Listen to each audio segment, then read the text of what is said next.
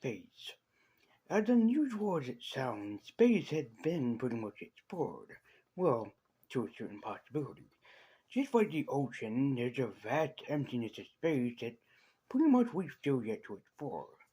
So there's things out there that could come back and haunt us, could come back with a vengeance, could come to this earth and, and interrogate it, or infestate it to their own manifestation. This is a story of one remake that a lot of people say is a lot better than the original.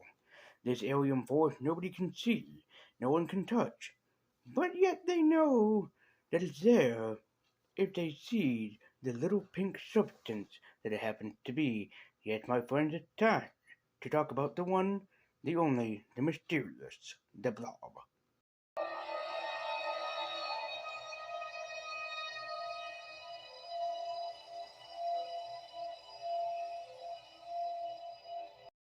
Greetings, ghouls and goblins, my universe, I'm Martin Nerdy, and we are checking out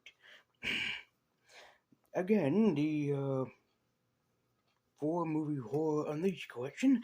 If we've already looked at Sixth Sense, yeah, the less said about that, the better. Fright Night, which I thought was a pretty, great vampire movie. Not one of my favorites, but I can see why a lot of other people like it. And then Christine, the story of a killer Hot Wheel. We're taking a look at the 80s Blob in particular. I do not remember when this movie came out. It was during the 80s, and a lot of people that I have seen on YouTube really credit this as one of the best remakes ever made, including, for one of my favorite YouTubers that I watch religiously, I would say, is Andy, aka the Maniacal Cinephile, aka Stick Together Pictures. He really went into good details about how the Blob, the 80s one, is better than the original, so go and check him out on YouTube. It is Stick Together Pictures, or Boot to Reboot, and then just look up Boot to Reboot the Blob. So, this one is by far one of the best 80s remake next to John Carpenter's The Thing. And why is that? Well, let's dive into the Blob and see how this killer Jell-O substance is able to be one of the most terrifying villains ever put to movie screen. So, let's get to it. We open upon a stereotypical, town with stereotypical people with a stereotypical football game going on in the process that everyone cares about. That is until Mullet Man here decides to ruin the whole festivity. He has a motorcycle, he has an attitude, and he has a mullet, so you know he's trouble.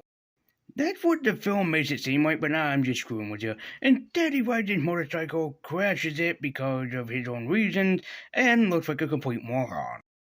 But within the first 12 minutes of the movie, the alien comes forth, and he crashes down right in front of a homeless man, thus making an impact. Geez, just imagine how different Dragon Ball Z would have been if instead of it being Reddit, that it was the Blob. That farmer would be in for a time of his life. What else should you do when a strange substance crashes into Earth? Touch it! Yeah, touch it! What's the worst thing that could happen to a person like you? There is nothing repercussion about touching a mysterious organism.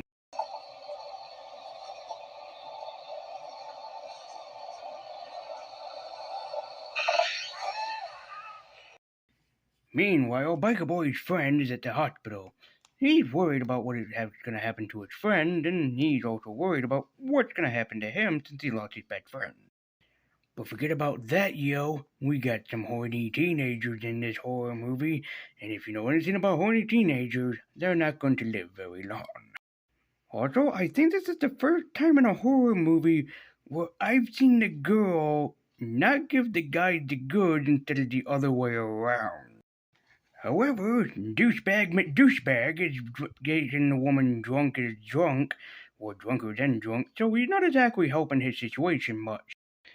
But he figured while his date's passed out, he could possibly take a look at those sweater puppies that she has inside of her sweatshirt. Maybe perhaps.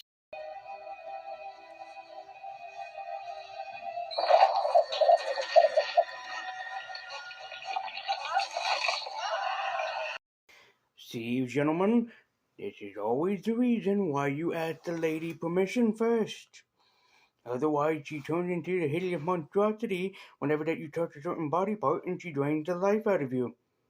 Now, while a lot of you sick motherfuckers probably are interested in that reason, I'd have to recommend that no, you do not do that. You wait until she gives you the permission. Otherwise, something like this could happen to any one of you. But he is a man after my own heart since I am a boob addict myself, and I have to say, would be totally worth it. There is one thing the Blob remake does right and does well, and that is the fact that the Blob remake, in fact, does a lot of the elemental horror. The fear of what's out there, the fear of the unknown. The Blob remake does this very, very well and very effectively, I might add.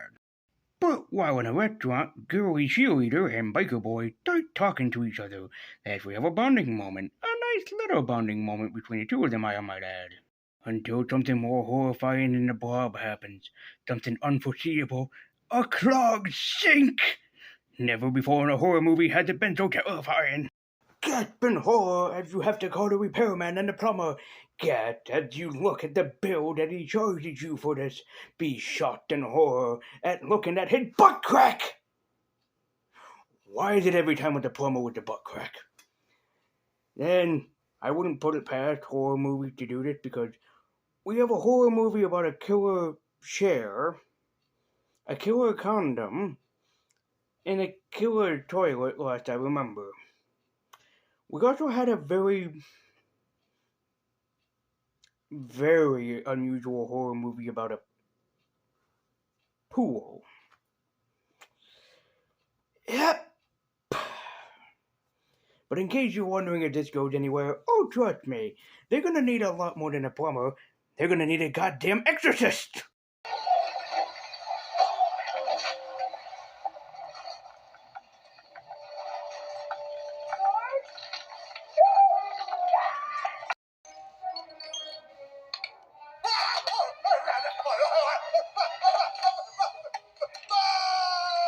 After a juicy, delicious meal, the Blob springs forward, trying to get more delicious meals after it. But he can't because he's too, well, slow. As Biker Boy and Cheerleader Girl find out that the Blob, weirdly enough, is weak against cold. Yes, you heard me right. The cold. Huh? The cold. Really? God forbid it didn't land in Antarctica. Because it would be able to do not a damn thing.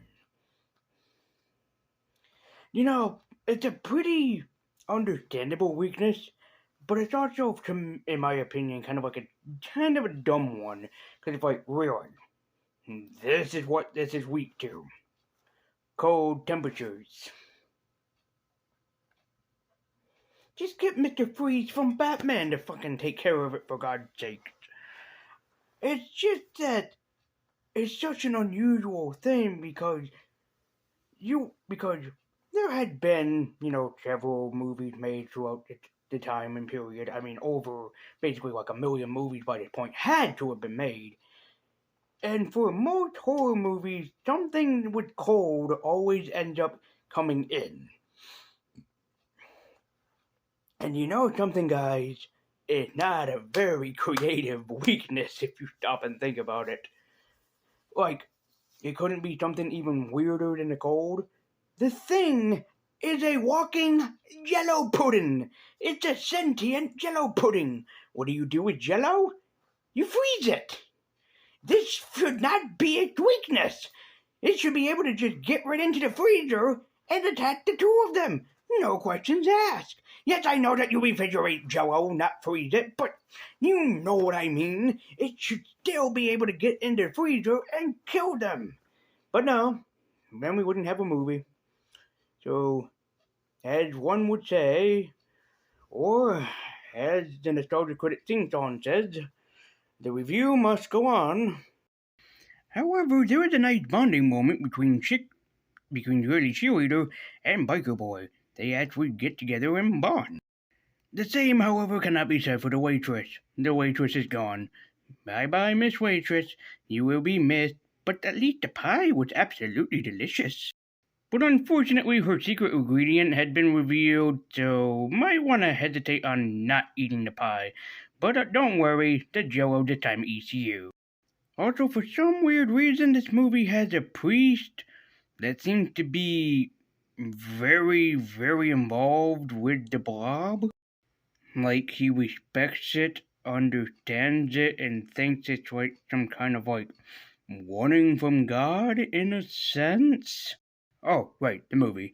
So anyway, the military comes along in and basically quarantines off the restaurant and quarantines off the town so they can deal with this monstrosity. But unfortunately, the Blob attacks even while people are watching a movie. How could he? This is just monstrosity just in general for this creature. And before Shirley the girl is killed, she's saved by her biker boy, who ends up taking her for a ride on his motorcycle. Clearly what she wanted was a cool rider.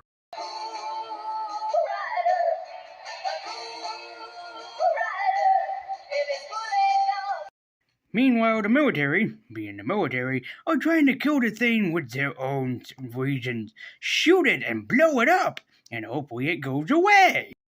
As it didn't work, and now the Blob is pissed off, and now it's pissed off at everyone, ready to kill anything. Is this okay? Girly Girl and Biker Boy are gonna blow up a nitrogen tank, so hopefully that will work. As the beast explodes into a million pieces, and mysteriously in the town it starts snowing. But doesn't that mean the creature comes back once it unthaws? And so our movie ends with a happy ever after in the snow, with everybody happy with what's going on, the creature defeated, and everybody can once get back to their normal lives. But what's a horror movie without a cliched ending? As it turned out and that we find out, the priest does indeed have a vengeance to use the Blob again. As this was sequel bait for a sequel that never happened. Surely maybe one wanted to be made, surely maybe that they had plans, but a sequel was never made. So this final shot and this final image for the Blob basically means that this is a cliffhanger that would never be answered. And so that was the Blob from the 1980s. And is it decent? Despite my notes and criticism, yeah, this is one of the best horror remakes ever made, and really put into captivation of what would happen if a small little organism went on a rampage. This is very similar to the first movie that I've seen that got me into horror, John Carpenter's The Thing. Both are kind of almost very similar, except The Thing didn't have the thing weak to, well, the icy cold. And if it did have a sequel, I would have loved to see how that would have turned out, but I digress, as it would never have been made, and even nowadays it would be way too late to make it. So there you go. So my Funko Pop rating for the Blob is that it's legendary, it's iconic, and it really does stand out as one of the greatest, and it's especially nostalgic for a lot of people to go back every October and watch this remake. So my Funko Pop rating of the Blob is going to get a vampire jet skeleton. It's unique, it's amazing looking, but it also has that sense of nostalgia in it for a bunch of people. So the Funko Pop rating of the Blob from the 80s gets a vampire jet skeleton.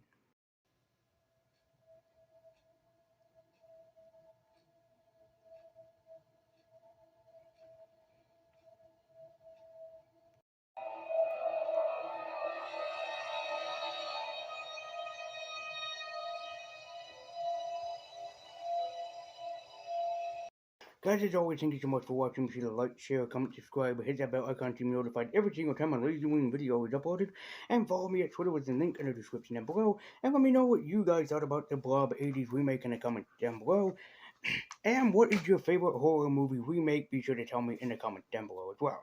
But, thank you guys so much for watching. I'll be in the first time. Keep eking on.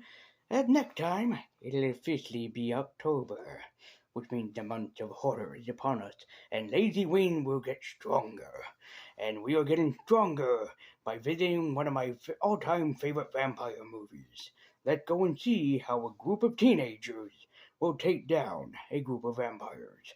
Thank you guys so much for watching. I believe you watch. I will know you keep it on. And until next time, and as always, take care. And now I can't see nothing because my fucking thing fell.